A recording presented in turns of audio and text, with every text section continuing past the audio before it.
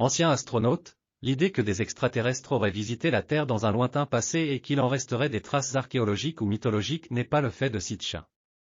Dans les années 1930, Lovecraft désacralisait les mythes et faisait des dieux des extraterrestres.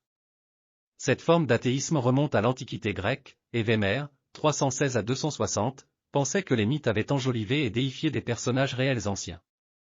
Au lendemain de la guerre, ce type d'exégèse eut le vent en poupe, et la théorie des anciens astronautes fut popularisée en 1960 par Bergier et Powells, puis en 1968 par Eric von Daniken et Paul Misraki.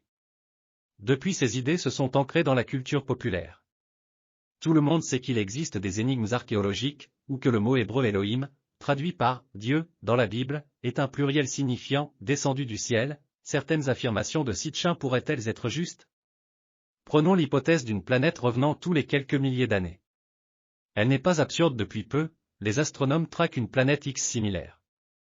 En revanche, il est peu probable que la vie soit possible sur la Nibiru de Sitchin, elle passerait l'essentiel de son année, se comptant en millénaires, aux confins du système solaire, dans une nuit abyssale, à des températures cryogéniques. Si Nibiru possède un océan sous une épaisse croûte de glace, comme les lunes des planètes géantes, une vie serait possible, mais elle serait aquatique.